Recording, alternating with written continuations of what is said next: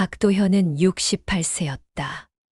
거울 속 자신을 바라볼 때마다 세월의 무게가 어깨를 짓누르는 듯 했지만 그의 눈빛만은 여전히 날카로웠다. 평생을 지역 신문사 기자로 일하다가 3년 전 퇴직한 그는 펜 한 자루로 세상의 부조리와 맞서왔다. 권력자들의 비리를 파헤치고 서민들의 애환을 글로 담아내는 것이 그의 사명이었다. 기자는 진실을 기록하는 사람이다. 이것이 그의 신념이었고 평생의 좌우명이었다. 그래서 그는 늘 정직하게 살았다고 자부했다. 뇌물 한 푼 받지 않았고 권력에 굴복하지도 않았다. 작은 지역 신문이었지만 그곳에서 그는 양심 있는 언론인으로 살아왔다. 하지만 요즘 그의 마음은 이상했다. 낯선 불안이 가슴 한편을 짓누르고 있었다. 퇴직 후의 공허함일까? 아니면 나이가 들어가는 두려움일까? 아무것도 확실하지 않았지만 분명한 것은 이 불안이 점점 커져가고 있다는 것이었다. 특히 며느리 소정과의 관계에서 그 불안은 더욱 짙어졌다. 소정은 28세의 젊고 유능한 아나운서였다. KBC 방송국의 간판 아나운서로 활약하며 매일 저녁 뉴스를 진행했다. 그녀의 목소리는 클리어하고 세련되었고 화면 속 그녀는 언제나 완벽했다. 소정이 처음 집에 왔을 때를 도현은 또렷하게 기억했다. 그때 그녀는 정중했지만 어딘지 어색해 보였다. 도현의 낡은 서재를 둘러보며 아버님, 이 많은 책들을 다 읽으셨어요? 라고 물었던 그녀의 표정에는 존경보다는 당혹감이 더 컸다. 응, 기자는 많이 읽어야 하거든. 그때 도현은 자랑스럽게 대답했었다. 하지만 소정의 반응은 차가웠다. 요즘은 모든 정보가 디지털화되어 있어서 종이책은 좀 비효율적이죠. 그 순간부터 도현은 느꼈다. 자신과 며느리 사이에는 깊은 골이 있다는 것을. 그것은 단순한 세대 차이가 아니었다. 서로 다른 세상에 살고 있는 사람들 사이의 거리였다. 소정은 세련되고 도회적인 삶을 추구했다.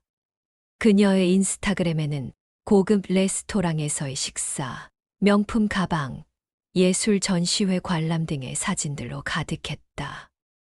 모든 것이 완벽하게 계산되고 연출된 삶이었다. 그녀에게 있어 이미지는 가장 중요한 자산이었고 그 이미지에 맞지 않는 것들은 모두 제거되어야 할 대상이었다. 아버님, 이 액자들 좀 정리하시는 게 어떨까요? 너무 오래된 것 같아서. 소정은 종종 이런 말을 했다.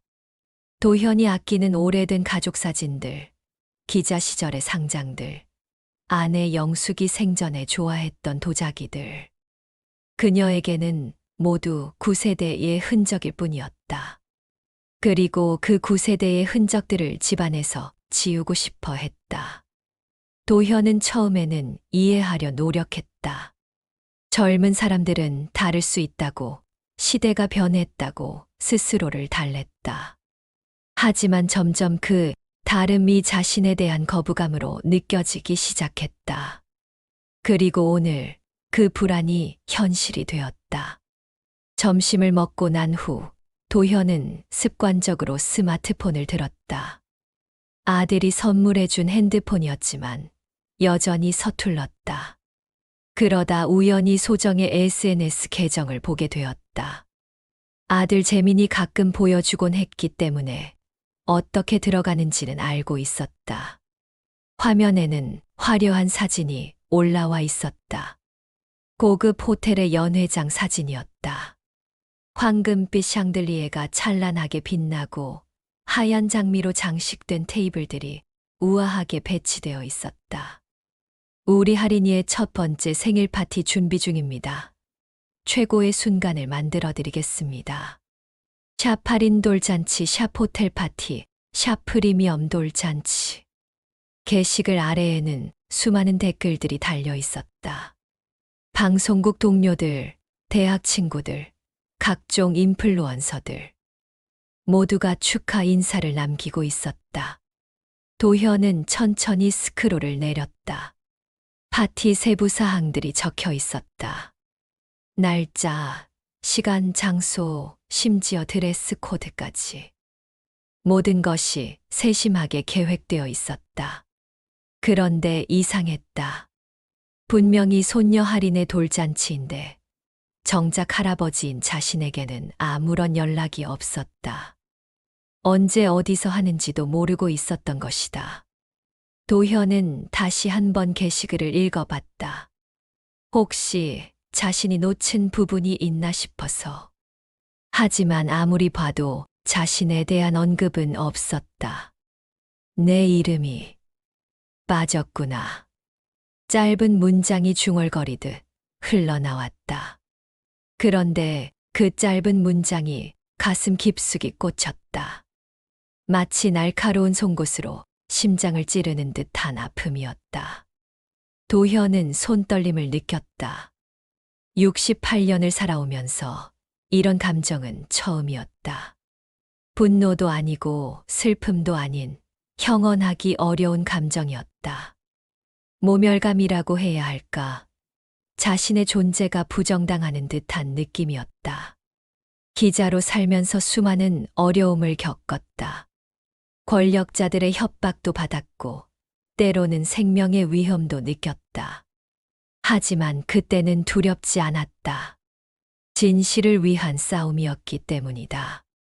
그런데 지금 이 순간의 아픔은 그때와는 전혀 달랐다. 이것은 가족으로부터 받는 상처였다.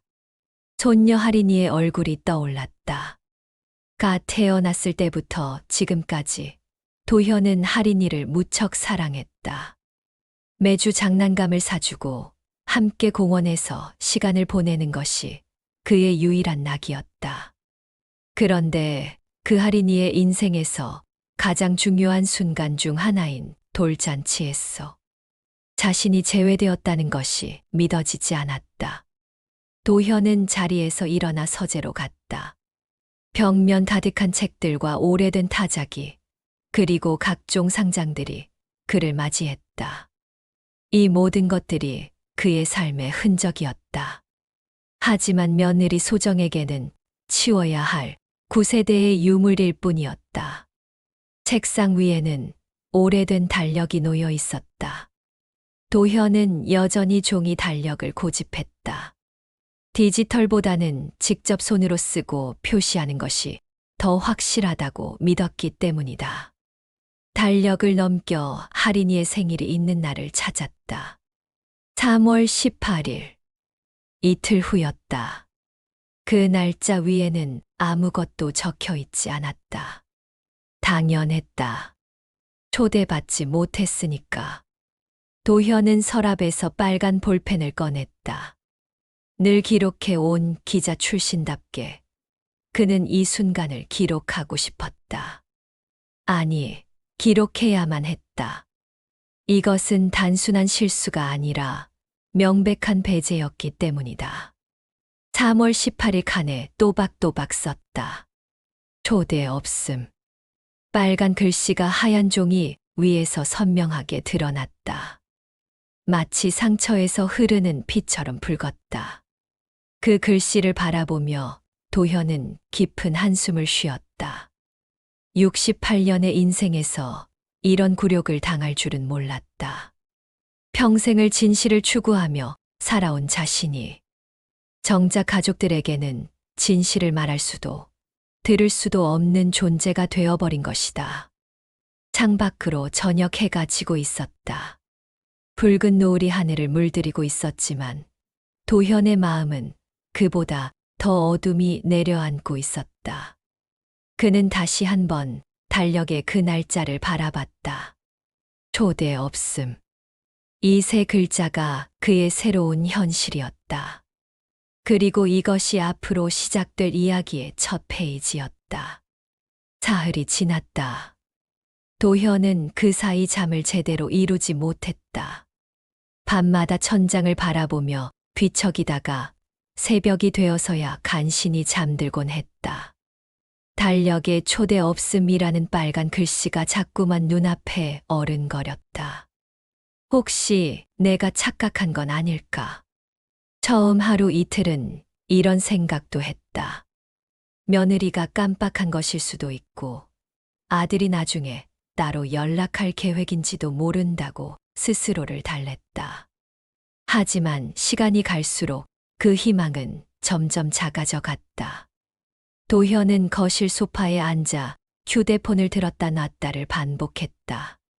전화를 걸어야 하는 건 알았지만 선뜻 용기가 나지 않았다. 68년을 살면서 자식에게 전화 거는 것이 이렇게 어려운 일인 줄은 몰랐다. 기자 시절에는 그 어떤 권력자에게도 당당했는데 혼잣말이 쓸쓸하게 울려 퍼졌다. 시장의 비리를 추궁할 때도 국회의원의 부정을 파헤칠 때도 이렇게 떨리지 않았다. 그런데 자식에게 손녀의 돌잔치 이야기를 꺼내는 것이 왜 이렇게 무서운 일인지 모르겠다. 시계를 보니 오후 3시였다. 재민이 회사에서 일하고 있을 시간이다. 방해가 될까봐 망설여졌지만 더 이상 미룰 수는 없었다. 도현은 깊이 숨을 들이쉬고 아들의 번호를 눌렀다. 신호음이 길게 울렸다. 1번, 2번, 3번. 혹시 받지 않는 것은 아닌지 불안해졌을 때 드디어 전화가 연결되었다. 네, 아버지. 재민의 목소리는 평소보다 조금 귀찮다는 듯한 톤이었다. 아마 업무 중이었을 것이다. 재민아, 바쁘니? 잠깐만 통화할 수 있을까? 네, 잠깐은 괜찮아요. 무슨 일이세요? 도현은 목구멍이 마르는 것을 느꼈다. 평생 수많은 사람들과 인터뷰를 해왔지만 지금만큼 말이 어려웠던 적은 없었다. 할인이 돌잔치 준비한다며 소정이 SNS에 올린 거 봤는데 정말 화려하게 준비하는구나. 아, 네. 소정이가 꼼꼼하게 준비하고 있어요. 재민의 대답은 짧았다. 그리고 어딘지 경계하는 듯한 느낌이 들었다. 도현은 심호흡을 하고 본론을 꺼냈다. 내가 뭘 도울 건 없니? 비용도 그렇고 아니면 다른 준비할 것들이라도. 아, 그런 건 괜찮습니다. 저희가 다 준비했어요. 그래도 할아버지로서 뭔가 해주고 싶은데. 도현의 목소리에는 간절함이 묻어났다. 하지만 재민은 여전히 차갑게 대답했다. 정말 괜찮아요, 아버지. 잠시 침묵이 흘렀다. 도현은 더 이상 돌려서 말할 수가 없었다. 직설적으로 물어볼 수밖에 없었다. 그런데 언제 어디서 하는 거니? 나도 가야 하지 않겠니? 그 순간 전화기 너머로 재민이 깊게 한숨 쉬는 소리가 들렸다. 그리고 또 다시 긴 침묵이 이어졌다. 도현은 가슴이 두근거리는 것을 느꼈다. 불길한 예감이 들었다. 아버지. 재민의 목소리가 평소보다 한층 더 차가워졌다. 자리 배정이 좀 애매해서요. 자리 배정이 애매하다고? 도현은 이해할 수 없다는 듯 되물었다. 네. 호텔 연회장이 생각보다 크지 않아서. 그리고 방송국 사람들도 많이 와서요. 이번에는 그냥 마음만 주세요. 마음만 달라고? 도현의 목소리에 당황함이 묻어났다. 손녀의 돌잔치에 할아버지가 오지 말라는 말인가? 이런 일이 세상에 있을 수 있는 일인가? 아버지, 이해해 주세요. 상황이 좀. 재민이 말을 마저 하지 못했을 때 뒤에서 다른 목소리가 들려왔다. 소정의 목소리였다. 낮고 차가운 톤으로 뭔가를 말하고 있었지만 정확히는 들리지 않았다. 잠깐만요, 아버지. 재민이 전화기를 잠시 손으로 막는 듯 했다. 하지만 완전히 막히지는 않아서 소정의 목소리가 새어 나왔다. 돌잔치 컨셉에 맞지 않으세요. 이해해 주세요. 그 말이 전화기를 통해 도현의 귀에 그대로 전해졌다. 컨셉에 맞지 않는다. 도현은 중얼거리듯 그 말을 반복했다. 자신이 컨셉에 맞지 않는다고? 손녀의 할아버지가 돌잔치 컨셉에 맞지 않는다고? 순간 도현의 머릿속이 하얗게 변했다. 평생을 살아오면서 이런 말을 들어본 적이 없었다. 기자로 일할 때 온갖 모욕적인 말들을 들었지만 그때도 이렇게 절망적이지는 않았다. 그때는 적어도 상대방이 적이었다. 하지만 지금은 가족이었다. 자신의 피를 나눈 가족이 자신을 컨셉에 맞지 않는 존재라고 말하고 있는 것이다. 아버지, 계세요? 재민의 목소리가 다시 들려왔다. 하지만 도현은 대답할 수가 없었다. 손에 쥔 휴대폰이 갑자기 납덩이처럼 무겁게 느껴졌다. 기자 시절을 떠올려 봤다. 그때는 달랐다. 부패한 시장과 마주 앉아서도 당당했고 협박을 받아도 굴복하지 않았다. 때로는 생명의 위험을 무릅쓰고도 진실을 파헤쳤다. 그런 자신이 지금은 며느리의 한마디에 완전히 무너져 버렸다. 아버지. 재민이 다시 불렀지만 도현의 목소리는 나오지 않았다. 목이 메었고 가슴이 답답했다. 아버지, 화내지 마세요. 상황을 이해해 주세요. 재민의 목소리에는 미안함보다는 짜증이 더 많이 묻어 있었다. 마치 귀찮은 일을 처리하는 듯한 톤이었다. 도현은 간신히 목소리를 짜냈다. 하지만 그 목소리는 겨우 속삭임에 불과했다. 그래, 알았다. 아버지, 정말 미안해요. 다음에는 괜찮다. 도현은 재민의 말을 끊었다. 더 이상 들을 수가 없었다. 전화 끊는다. 아버지. 도현은 전화를 끊었다. 손에서 핸드폰을 놓자 그것이 소파 위로 떨어졌다. 작은 소리였지만 조용한 집 안에서는 크게 울려 퍼졌다. 도현은 소파에 깊숙이 몸을 맡겼다. 온몸에 힘이 빠진 것 같았다. 68년을 살아오면서 이렇게 무력감을 느껴본 적이 없었다. 컨셉에 맞지 않는다. 그 말이 계속 머릿속에서 맴돌았다. 자신이 언제부터 컨셉에 맞지 않는 존재가 되었을까? 평생을 성실하게 살아왔는데 언제부터 가족들에게 부담스러운 존재가 되었을까? 시간이 얼마나 지났는지 모르겠다. 해가 지고 어둠이 내렸다. 도현은 여전히 소파에 앉아 있었다. 전등도 켜지 않은 채로. 배가 고팠지만 먹을 생각이 나지 않았다. 목도 말랐지만 물을 마실 기운도 없었다. 그냥 이대로 앉아 있고 싶었다. 그때 거실 한쪽 벽에 걸린 액자가 눈에 들어왔다. 아내 영숙의 영정 사진이었다. 3년 전에 세상을 떠난 아내의 모습이 어둠 속에서도 또렷하게 보였다. 영숙은 생전에 늘 웃고 있었다. 그리고 가족을 무엇보다 소중하게 여겼다. 아들 재민이 태어났을 때의 기쁨, 며느리 소정을 처음 만났을 때의 설렘, 손녀 하린이가 태어났을 때의 감격. 모든 순간을 영숙과 함께 나누었다. 도현은 천천히 일어나서 영정사진 앞으로 걸어갔다. 무릎을 꿇고 앉았다. 영숙의 따뜻한 미소가 그를 내려다보고 있었다. 여보. 도현의 목소리는 떨리고 있었다. 내가 이렇게까지 하찮은 존재였나 보네. 말끝이 떨렸다. 평생을 함께한 아내 앞에서도 이런 말을 해본 적이 없었다. 하지만 지금은 달랐다. 더 이상 자존심을 지킬 힘도 없었다. 손녀 돌잔치에도 갈 수 없다는구나. 컨셉에 맞지 않는다며.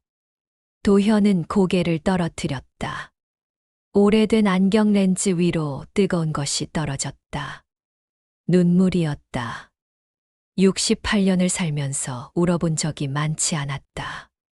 아내가 세상을 떠났을 때, 부모님이 돌아가셨을 때, 그 정도였다.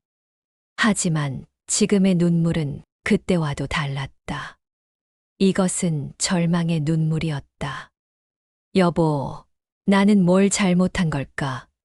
평생을 정직하게 살려고 노력했는데, 가족을 사랑하려고 했는데, 왜 이렇게 된 걸까? 영숙의 사진은 여전히 미소를 짓고 있었다. 하지만 대답은 들려오지 않았다. 도현은 주머니에서 손수건을 꺼내 눈물을 닦았다. 손수건도 낡은 것이었다. 영숙이 생전에 수놓아준 것이었다. 구석에 작은 꽃무늬가 있었다. 이것도 컨셉에 맞지 않겠지. 쓴 웃음이 나왔다. 자신의 모든 것이 며느리에게는 구식이고 촌스럽고 컨셉에 맞지 않는 것들 뿐이었다. 그 순간 도현은 결심했다. 더 이상 이런 굴욕을 당할 수는 없다고. 평생을 존엄하게 살아온 자신이 이렇게 무시받을 수는 없다고. 여보, 나도 이제 뭔가 해야겠어. 이대로 당하고만 있을 수는 없잖아. 영정 사진을 바라보며 중얼거린 말이었지만 그 안에는 새로운 의지가 담겨 있었다. 밤은 깊어갔지만 도현의 마음 속에는 새로운 불씨가 지펴지고 있었다. 퇴직 후에도 도현은 글쓰기를 멈춘 적이 없었다. 40년간 기자로 살아온 습관은 하루아침에 사라지지 않았다. 매일 아침 일어나면 가장 먼저 하는 일이 펜을 잡는 것이었다. 비록 더 이상 신문에 기사를 쓰지는 않지만 여전히 세상을 관찰하고 기록하는 일을 멈출 수 없었다. 도현의 집 곳곳에는 작은 수첩들이 숨어 있었다. 서재 책상 위에, 거실 TV 앞 테이블에, 침실 머리맡에, 심지어 화장실에까지. 모두 합하면 10여 권이 넘었다. 언제 어디서든 기록할 수 있도록 준비해 둔 것들이었다. 처음에는 일상적인 것들을 적었다. 오늘의 날씨, 본 TV 프로그램, 읽은 책의 감상. 평범한 노인의 일기였다. 하지만 며느리 소정이 집안에서 자신의 존재감을 지우려 할수록 그 수첩들의 내용은 점점 달라져 갔다. 2월 28일 소정. 내 서재 정리를 또 언급함. 공간 활용도가 떨어진다고 표현. 3월 3일 재민. 내가 할인이에게 사준 장난감을 교육적이지 않다며 치워버림. 3월 8일 소정의 친구들이 왔을 때 나를 소개하지 않고 지나침. 마치 투명인간 취급. 3월 12일 며느리. 내 손길을 거부함. 할인이 기저귀 갈아주려 했는데 아버님은 쉬세요라며 제지. 3월 15일 아들. 내 전화를 짧게 끊음. 대화 시간 3분 30초. 짧은 메모들이지만 하나하나가 심장에 못을 박는 것 같았다. 도현은 이 기록들을 쓸 때마다 가슴이 아팠다. 하지만 멈출 수 없었다. 기자의 본능이 그를 움직이게 했다. 특히 돌잔치 사건 이후로는 기록의 빈도가 더욱 늘어났다. 하루에도 몇 번씩 수첩을 펼쳐들었다. 3월 16일 재민과의 통화. 컨셉에 맞지 않는다는 소정의 말 청취. 손녀 돌잔치에서 배제됨을 확인. 3월 17일 밤잠 모지룸. 68년 인생에서 가장 큰 굴욕. 가족으로부터의 배신감. 3월 18일 할인이 돌잔치 당일. 집에서 혼자 TV 시청. 손녀 생각에 하루 종일 울적함. 매일 적어내려가는 이런 기록들이 쌓여갔다. 도현은 날짜와 시간, 상황을 정확히 기록했다. 기자 시절의 습관이었다. 감정적인 표현보다는 객관적인 사실 위주로 적었다. 어느 날 도현은 문득 이런 생각이 들었다. 과연 자신만 이런 일을 겪고 있는 걸까? 다른 어르신들도 비슷한 상황에 있는 건 아닐까? 그래서 도현은 오랜만에 옛 직장 동료들과 만나기로 했다. 매월 첫 번째 목요일마다 모이는 퇴직 기자 모임이 있었다. 근처 찻집에서 만나 근황을 나누는 소소한 모임이었다. 도현이 형, 오늘따라 표정이 어두운데 무슨 일 있어요? 후배 기자였던 김성호가 먼저 말을 걸었다. 성호는 도현보다 5살 어렸지만 여전히 현역에서 활동하고 있는 몇 안 되는 동료였다. 별일 없어. 그냥 나이 들어서 그런가 봐. 도현은 처음에는 대수롭지 않게 넘겼다. 하지만 성호는 예리했다. 40년간 기자로 일한 사람의 직감이었다. 형, 뭔가 있는 것 같은데요. 말해보세요. 다른 동료들도 관심을 보였다. 평소 밝고 당당했던 도현의 모습과는 너무 달랐기 때문이다. 도현은 한참을 망설였다. 가족 얘기를 남에게 하는 것이 맞는 건지 확신이 서지 않았다. 하지만 더 이상 혼자서 이 무게를 감당하기 어려웠다. 사실은 내가 요즘 가족에게서 소외되는 느낌이야. 목소리가 작아졌다. 평생 큰 목소리로 당당하게 살아온 사람이 이렇게 작은 소리로 말하는 것이 어색했다. 어떤 식으로요? 성호가 조심스럽게 물었다. 도현은 천천히 이야기를 시작했다. 며느리의 차가운 태도, 아들의 무관심, 그리고 결정적으로 손녀 돌잔치에서 배제된 일까지. 이야기를 하는 동안 목소리가 자꾸 떨렸다. 다른 동료들도 비슷한 경험이 있는 듯 고개를 끄덕였다. 시대가 바뀌면서 가족 관계도 예전과 달라졌다는 것을 모두가 느끼고 있었던 것이다. 형, 그런 일들을 기록해 두고 계세요? 성호가 갑자기 물었다. 기록. 네. 날짜, 시간, 상황 같은 거 말이에요. 응, 일기는 쓰고 있어. 하지만 그게 뭐. 성호는 잠시 망설이다가 진지한 표정으로 말했다. 선배님, 기사 쓰듯이 기록하세요. 기사 쓰듯이? 네. 객관적이고 정확하게요. 언젠가 그 기록이 무기가 됩니다. 그 말이 도현의 가슴에 불을 지폈다. 무기라는 표현이 강하게 다가왔다. 평생 펜으로 무기를 만들어 온 기자였다. 부패한 권력자들을 무너뜨리고 사회의 부조리를 고발하는 것이 그의 무기였다. 그런데 지금은 그 무기를 가족을 향해 겨누어야 하는 상황이 된 것이다. 무기라. 도현은 그 단어를 되뇌었다. 형, 지금은 억울하고 분하겠지만 언젠가는 그 기록들이 형을 지켜줄 거예요. 진실은 항상 기록에서 나오거든요. 성호의 말에 다른 동료들도 동의했다. 맞아요. 우리가 기자 시절에 뭘로 싸웠습니까? 정확한 기록과 증거로 싸웠잖아요. 가족이라고 다르게 없어요. 오히려 더 정확하게 기록해야 해요. 동료들의 격려가 도현에게 새로운 힘을 주었다. 그날 밤 집으로 돌아온 도현은 서재에 앉았다. 평소보다 더 큰 공책을 꺼내들었다. 표지에 가족관계 기록이라고 적었다. 그리고 그동안 여러 수첩에 흩어져 있던 기록들을 정리하기 시작했다. 날짜 순으로, 시간 순으로, 상황별로. 마치 중요한 기사를 쓸 때처럼 체계적으로 정리했다. 2025년 2월 15일 오후 3시 20분 소정. 거실 인테리어 변경 제안. 아버님 물건들이 공간을 차지한다고 언급.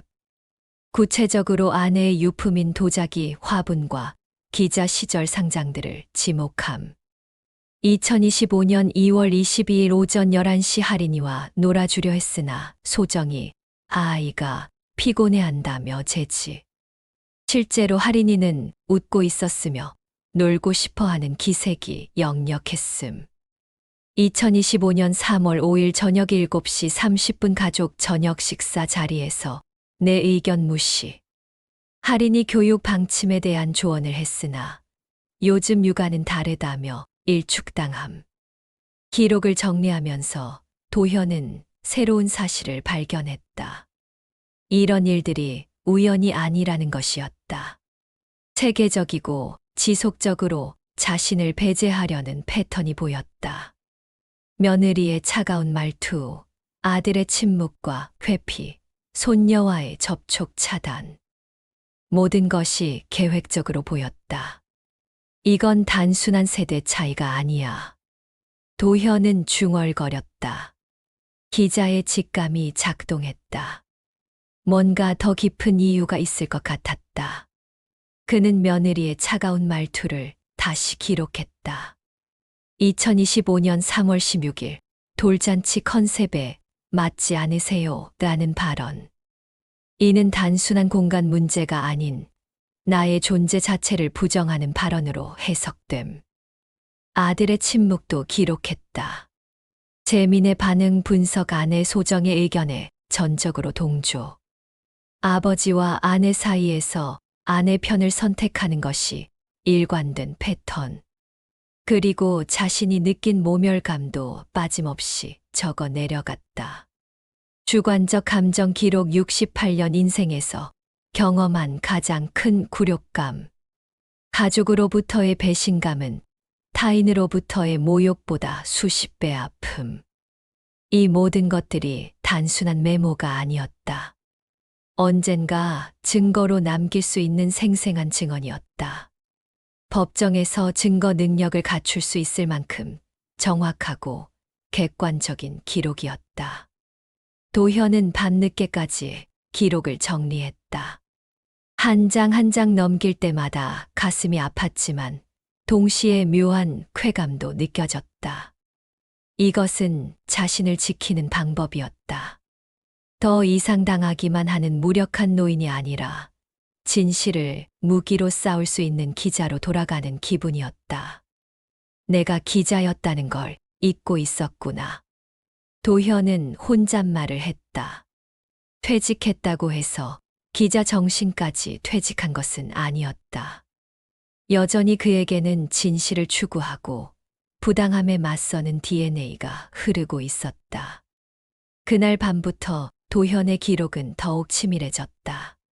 단순한 일기가 아니라 정확한 취재 노트가 되었다. 언젠가 이 기록들이 자신을 구해줄 것이라는 믿음으로 매일매일을 기록해 나갔다. 벽시계가 자정을 알렸지만 도현은 여전히 펜을 놓지 않았다. 40년간 익숙했던 이 느낌, 진실을 파헤치는 기자의 열정이 다시 살아나고 있었다. 3월 18일 토요일. 손녀 할인이의 첫 번째 생일이었다. 도현은 새벽부터 잠이 깨어 있었다. 창밖으로 봄 햇살이 스며들고 있었지만 그의 마음은 복잡했다. 오늘은 분명 기쁜 날이어야 했다. 사랑하는 손녀의 생일인데 왜 이렇게 마음이 무겁고 씁쓸할까? 아침 식사도 제대로 하지 못했다. 입맛이 없었다. 커피 한 잔으로 간단히 때우고 도현은 옷장 앞에 섰다. 뭘 입어야 할까 고민이 되었다. 초대받지 않은 잔치에 가는 차림이 따로 있을 리 없었지만 그래도 손녀를 위해 정장을 골랐다. 20년 전에 맞춘 검은색 정장이었다. 조금 낡긴 했지만 여전히 단정해 보였다. 와이셔츠는 하얀 것으로 골랐고 넥타이는 아내 영숙이 생전에 선물해 준 것으로 선택했다. 진한 남색의 작은 전무늬가 있는 넥타이였다. 거울 앞에서 넥타이를 매면서 도현은 자신의 모습을 유심히 바라봤다. 68세의 얼굴에는 세월의 흔적이 역력했지만 여전히 기품이 있어 보였다. 평생을 정직하게 살아온 사람의 품위가 묻어났다. 컨셉에 맞지 않는다고 했지. 거울 속 자신에게 중얼거렸다. 과연 자신이 컨셉에 맞지 않는 모습일까? 아무리 봐도 그렇게 보이지 않았다. 옷을 다 갖춰 입고 나서 도현은 미리 준비해둔 선물들을 챙겼다. 하나는 작은 꽃바구니였다. 근처 꽃집에서 정성스럽게 만들어 달라고 부탁한 것이었다. 하얀 장미와 분홍 카네이션으로 이루어진 앙증맞은 바구니였다. 리본도 예쁘게 달려 있었다. 또 하나는 작은 보석함이었다. 안에는 아내 영숙이 생전에 손녀에게 주라며 마련해둔 금목걸이가 들어 있었다. 영숙은 할인이가 태어나자마자 이 목걸이를 준비했었다. 우리 할인이가 커서 예쁘게 차고 다니면 좋겠어요. 영숙의 목소리가 생생하게 기억났다. 그때 영숙은 얼마나 기뻐했던가. 늦둥이 손녀를 얻은 기쁨에 며칠 밤을 설쳤었다. 그리고 백화점을 돌아다니며 가장 예쁜 목걸이를 골라왔었다. 보석함을 들여다보니 목걸이가 작은 천에 곱게 쌓여 있었다. 18K 금으로 된 얇은 체인에 작은 하트 펜던트가 달려 있었다. 펜던트 뒷면에는 사랑하는 할인이에게 할머니, 할아버지라고 새겨져 있었다. 도현은 목걸이를 만지며 잠시 눈을 감았다. 영숙이 얼마나 이 날을 기다렸을까. 손녀의 첫 번째 생일을 함께 축하하고 싶어 했을 텐데. 여보, 내가 혼자라도 가서 우리 할인이를 축하해 줄게요. 영정 사진을 향해 중얼거리고 도현은 집을 나섰다. 호텔까지는 지하철로 30분 거리였다. 평소에는 대중교통 이용이 불편했지만 오늘은 택시를 타기가 망설여졌다. 초대받지 않은 자리에 가는 것만도 부담스러운데 너무 거창하게 가는 것 같았다. 지하철 안에서 도현은 계속 생각했다. 과연 이게 맞는 일일까? 며느리가 그렇게 오지 말라고 했는데 굳이 가야 하는 걸까? 하지만 할인이는 자신의 손녀였다. 세상에서 가장 사랑하는 아이였다. 그 아이의 생일을 그냥 넘길 수는 없었다. 호텔역에서 내려 걸어가는 동안 도현의 마음은 더욱 복잡해졌다. 5성급 호텔의 웅장한 외관이 보였다. 유리문 너머로 화려한 로비가 훤히 들여다 보였다. 정말 소정의 말처럼 고급스러운 곳이었다. 호텔 입구에서 도현은 잠시 멈춰 섰다. 들어가야 할까, 그냥 돌아가야 할까. 한참을 망설이다가 결국 문을 열고 들어갔다. 로비는 정말 화려했다. 천장까지 닿을 듯한 샹들리에가 찬란하게 빛나고 있었고 대리석 바닥은 거울처럼 반짝였다. 곳곳에 값비싼 화분들이 놓여 있었고 클래식 음악이 은은하게 흘러나오고 있었다. 하지만 화려함과 동시에 묘한 부담감도 느껴졌다. 이런 곳에서 돌잔치를 한다니. 소정이 얼마나 이 잔치를 중요하게 생각하고 있는지 알 수 있었다. 도현은 안내 데스크로 걸어갔다. 검은 정장을 입은 젊은 직원이 정중하게 맞아주었다. 어르신, 어떻게 도와드릴까요? 할인이 돌잔치 오는 길인데요. 성함이 어떻게 되시죠? 도현은 잠시 망설였다. 명단에 없다는 걸 알면서도 말해야 하는 상황이었다. 박도현입니다. 직원이 명단을 확인하더니 난처한 표정을 지었다. 어르신, 죄송하지만 명단에 없으십니다. 예상했던 말이었지만 실제로 들으니 가슴이 철렁했다. 제가 할인이 할아버지인데요. 할아버지시라고요? 직원도 당황스러운 듯 했다. 손녀 돌잔치의 할아버지, 이름이 없다는 것이 이상하긴 했을 것이다. 잠시만 기다려 주세요. 확인해 보겠습니다. 직원이 전화기를 들었을 때 멀리서 익숙한 목소리가 들려왔다. 아버님? 소정이었다. 화려한 핑크색 드레스를 입고 완벽하게 화장을 한 모습이었다. 머리도 전문적으로 세팅한 듯 우아하게 올려져 있었다. 정말 방송인다운 완벽한 모습이었다. 하지만 그녀의 표정은 반갑지 않았다. 오히려 당황스럽고 귀찮다는 표정이었다. 어떻게 오셨어요? 소정의 목소리는 차가웠다. 할인이 생일이니까 축하해 주려고. 도현은 들고 온 꽃바구니를 들어 보였다. 소정은 주위를 둘러봤다. 벌써 많은 하객들이 도착해 있었다. 대부분 젊고 세련된 사람들이었다. 방송국 동료들인 듯했다.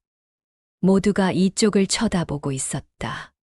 아버님, 미리 말씀드렸잖아요. 자리가 부족하다고. 그래도 할인이 할아버지인데. 어머님 자리도 빠듯해서 모시지 못했는데 아버님까지 오시면 정말 난처합니다. 소정의 목소리가 점점 날카로워졌다. 오늘은 정말 이해해 주세요. 그 순간 도현은 주위 사람들의 시선을 느꼈다. 호기심 어린 눈빛들, 수근거리는 소리들. 자신이 원치 않는 구경거리가 되고 있는 것 같았다. 호텔 천장의 샹들리에가 눈부시게 반짝였지만 그의 가슴은 먹먹하게 가라앉았다. 이런 화려한 곳에서 이런 굴욕을 당할 줄은 몰랐다. 순간 도현의 손끝이 떨렸다. 분노인지, 슬픔인지, 모멸감인지 여러 감정이 한꺼번에 몰려왔다. 하지만 그는 표정을 굳혔다. 68년을 살아온 자존심이 그를 지탱했다. 기자 시절 단련된 정신력이 작동했다. 사람을 컨셉에 맞춘다니. 도현의 목소리가 낮게 흘러나왔다. 기자 특유의 단호하고 날카로운 목소리였다. 그럼 내 전 재산도 내 컨셉에서 빼자. 그 말이 로비에 울려 퍼지는 순간 주위가 조용해졌다. 웅성거리던 소리들이 멈췄다. 모든 사람들의 시선이 도현에게 집중되었다. 소정의 얼굴이 창백해졌다. 방송국 동료들 앞에서 이런 일이 벌어지는 것은 그녀에게 치명적이었다. 완벽한 이미지를 추구하는 그녀에게는 최악의 상황이었다. 아버님, 목소리 좀. 소정이 당황하며 도현의 팔을 잡으려 했지만 도현은 한 발 뒤로 물러났다. 내가 40년 동안 기자 생활하면서 모은 퇴직금도 아내가 남긴 땅도 이 집안의 모든 재산도 말이야. 도현의 목소리는 점점 커졌다. 컨셉에 맞지 않는다면 다 정리하지. 하객들이 웅성거리기 시작했다. 누군가는 스마트폰을 꺼내 동영상을 찍는 것 같았다. 소정의 표정이 더욱 일그러졌다. 아버님, 제발. 제발. 누가 누구에게 제발이라고 하는 거지. 도현은 더 이상 참을 수 없었다. 평생 참고 살아온 모든 것들이 터져 나오고 있었다. 손녀 돌잔치의 할아버지가 컨셉에 맞지 않는다니. 이런 말도 안 되는 일이 세상에 어디 있나. 재민이 급하게 달려왔다. 그도 당황한 기색이 역력했다. 아버지, 이러시면 안 됩니다. 안 된다고? 뭐가 안 된다는 거냐? 도현은 아들을 똑바로 바라봤다. 내가 평생 너를 위해 산 게 잘못됐나? 내가 이 가족을 위해 희생한 게 잘못됐나? 재민은 아무 말도 할 수 없었다. 아버지의 눈빛이 너무 서늘했다. 도현은 들고 온 선물들을 바닥에 놓았다. 꽃바구니와 보석함이 대리석 바닥에 덜그럭 소리를 내며 놓여졌다. 이건 우리 할인이 선물이야. 할머니가 생전에 준비해둔 거다. 그리고 도현은 호텔 로비를 둘러봤다. 모든 시선이 자신에게 집중되어 있었다. 여러분, 잘 보십시오. 이게 요즘 세상입니다. 손녀 돌잔치에 할아버지가 컨셉에 맞지 않는다고 해서 못 오는 세상이에요. 소정이 울먹이는 목소리로 말했다. 아버님, 그런 뜻이 아니었어요. 그런 뜻이 아니었다고. 그럼 어떤 뜻이었는지 설명해 보시오. 도현의 목소리는 기자 시절 권력자들을 추궁할 때와 똑같았다. 날카롭고 정확했다. 소정은 더 이상 할 말이 없었다. 주위의 시선들이 부담스러웠고 무엇보다 도현의 기세에 눌렸다. 도현은 마지막으로 손녀 할인이를 바라봤다. 멀리 연회장 입구에서 예쁜 드레스를 입고 서 있는 작은 아이가 보였다. 자신의 피를 나눈 소중한 손녀였다. 할인아, 할아버지가 많이 사랑한다. 작은 목소리로 중얼거리고 도현은 호텔을 떠났다. 밖으로 나오자 차가운 바람이 얼굴을 스쳤다. 하지만 이상하게도 마음은 시원했다. 오랫동안 억눌러왔던 것들을 터뜨린 후의 후련함이었다. 도현은 천천히 걸으며 생각했다. 이제 정말 돌이킬 수 없는 강을 건넌 것 같았다. 앞으로 이 가족과의 관계는 어떻게 될 것인가? 하지만 후회는 없었다. 적어도 자신의 존재감을 각인시켰다. 더 이상 무시당하는 투명 인간이 아니라는 것을 보여주었다. 그리고 무엇보다 자신이 여전히 박도현이라는 것을 확인했다. 40년간 기자로 살아온 그 박도현 말이다. 호텔에서 돌아온 그날 밤, 도현은 오랫동안 잠들지 못했다. 하지만 이상하게도 마음은 평온했다. 오히려 오랫동안 느껴보지 못한 해방감 같은 것이 있었다. 억눌려 있던 모든 것을 터뜨린 후의 홀가분함이었다. 새벽 4시가 넘어서야 간신히 잠들었지만 7시에는 다시 눈이 떠졌다. 평생의 습관이었다. 기자 시절부터 새벽 일찍 일어나는 것이 몸에 밴 것이다. 커피를 끓여 마시며 어제 일을 되돌아봤다. 과연 잘한 일이었을까? 너무 과격했던 것은 아닐까? 하지만 후회는 없었다. 적어도 자신이 살아있는 인간이라는 것을 보여주었다. 더 이상 무시당할 수 없는 존재라는 것을 각인시켰다. 오전 10시쯤 집 전화가 울렸다. 발신번호를 보니 재민이었다. 어제 일로 뭔가 말하려고 하는 것 같았다. 하지만 도현은 전화를 받지 않았다. 아직 그들과 대화할 준비가 되어 있지 않았다. 전화는 하루에도 몇 번씩 울렸다. 재민, 소정, 때로는 모르는 번호도 있었다. 아마 어제 호텔에서 일어난 일이 소정의 지인들 사이에 퍼진 모양이었다. 하지만 도현은 모든 전화를 무시했다. 그 대신 도현은 중요한 결정을 내렸다. 서재로 가서 오래된 서랍을 열었다. 맨 아래 깊숙한 곳에 숨겨둔 중요한 것들이 들어있는 서랍이었다. 안에는 두꺼운 봉투가 여러 개 있었다. 하나는 퇴직금 중 일부를 현금으로 바꿔둔 것이었다. 약 5천만 원 정도 되었다. 또 하나는 아내 영숙이 남긴 땅 문서였다. 경기도 외곽의 작은 땅이었지만 요즘 땅값으로는 2억 정도의 가치가 있었다. 이제 이걸로 내 인생을 정리해야겠군. 도현은 혼잣말을 했다. 평생을 이 가족을 위해 모아둔 재산이었다. 재민이가 결혼할 때 도움이 되라고, 손자 손녀가 태어나면 교육비에 보태라고 한 푼 두 푼 모아둔 것들이었다. 하지만 이제 생각이 바뀌었다. 자신을 사람 취급하지 않는 가족에게 이 재산을 물려줄 이유가 없었다. 도현은 책상에 앉아 편지지를 꺼냈다. 그리고 또박또박 글씨를 써 내려갔다. 박도현, 유 원장. 박도현은 정신이 온전한 상태에서 다음과 같이 내 재산의 처분 방법을 결정한다. 첫째, 현금 5천만 원은 복지관에 기부한다. 둘째, 경기도의 토지는 매각하여 그 대금 전액을 독거노인 지원단체에 기부한다. 셋째, 기타 모든 동산과 부동산은 사회복지법인에 기부한다. 이는 가족으로부터 인간적 대우를 받지 못한 것에 대한 나의 마지막 의사표시이다. 2025년 3월 19일.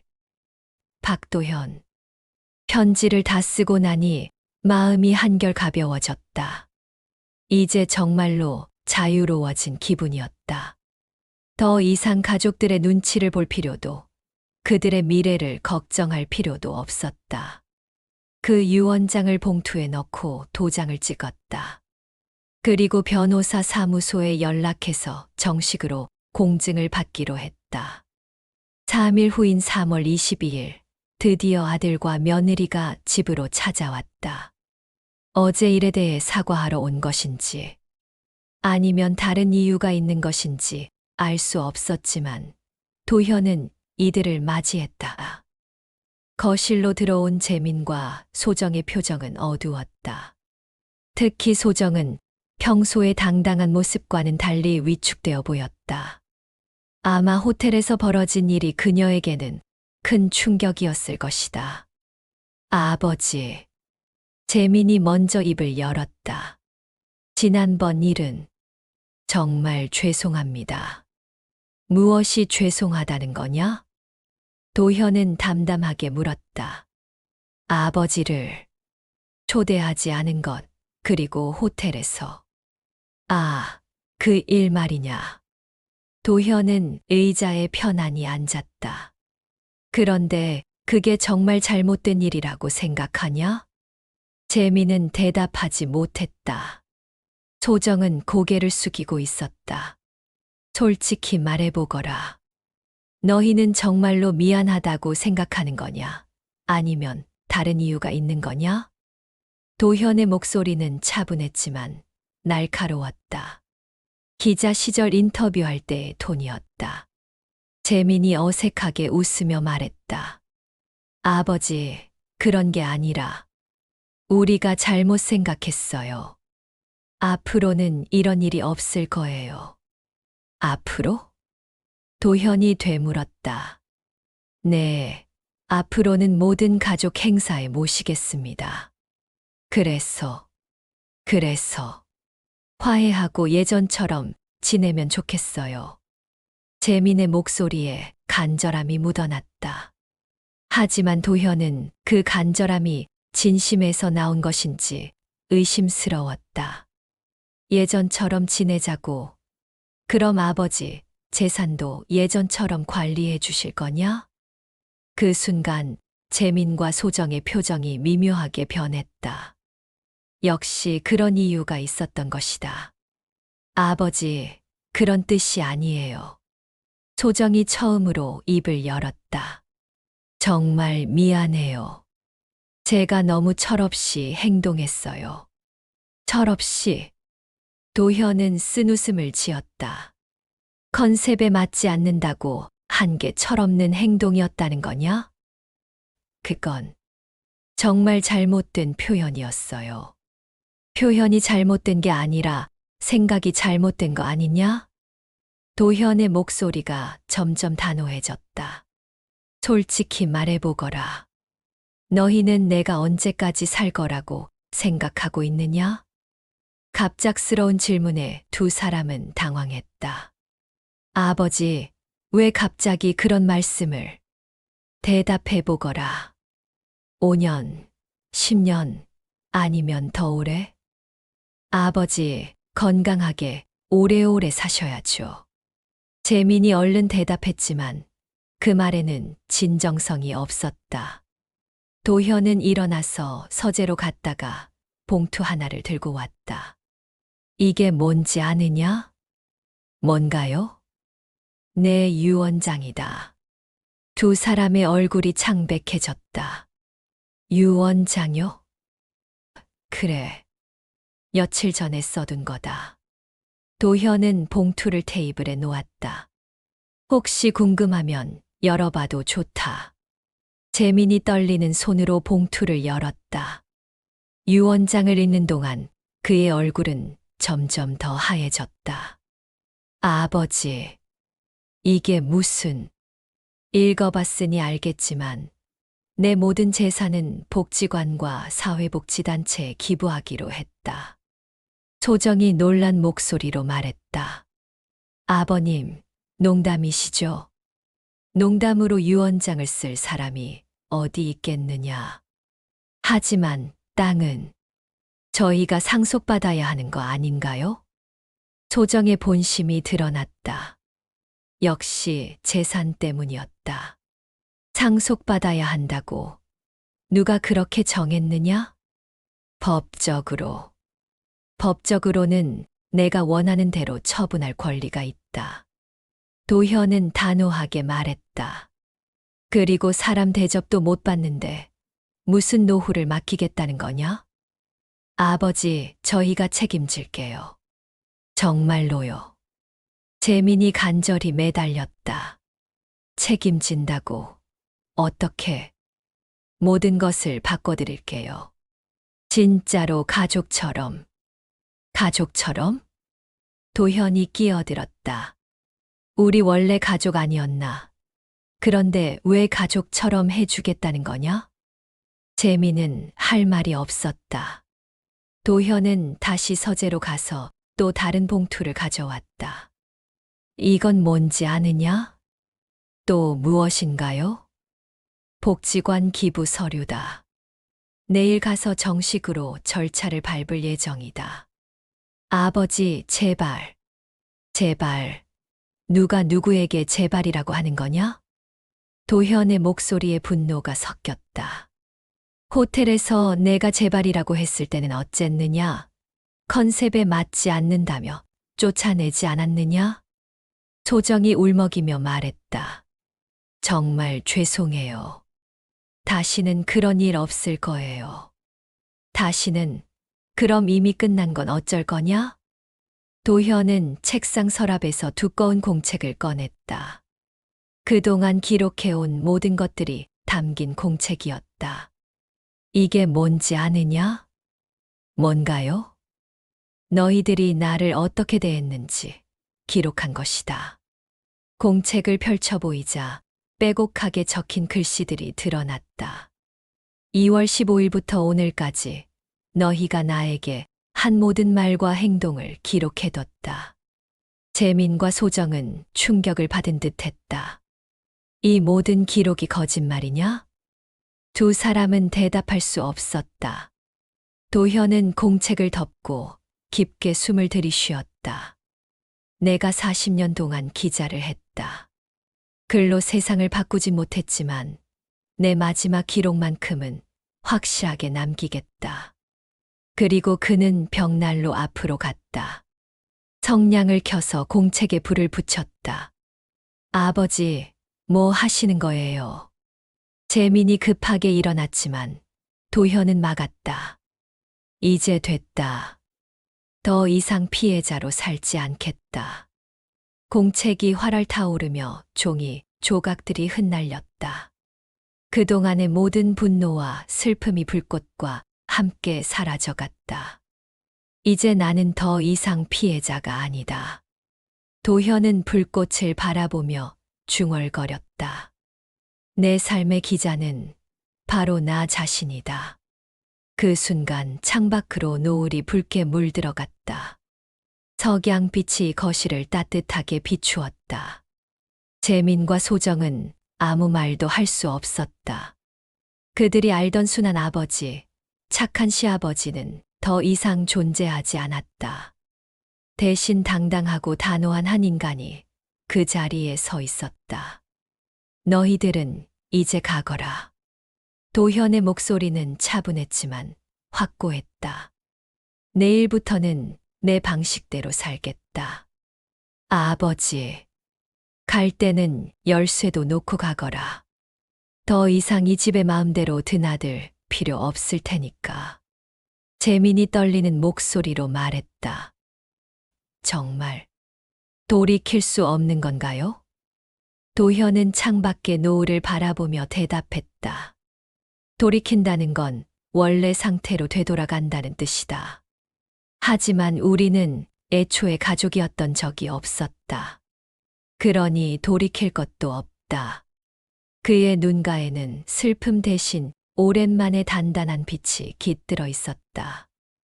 68년 만에 진정으로 자유로워진 남자의 눈빛이었다. 재민과 소정은 더 이상 할 말이 없어서 집을 나섰다.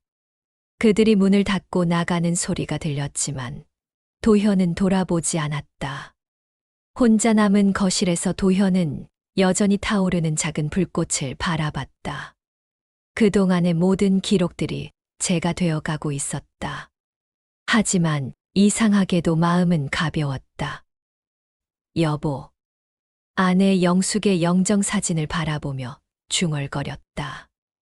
이제 내가 진짜 자유로워졌어요. 당신도 이해해 주실 거죠? 영정사진 속 영숙은 여전히 따뜻하게 미소 짓고 있었다.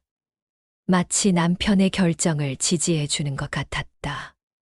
밤이 깊어갔지만 도현은 전혀 피곤하지 않았다.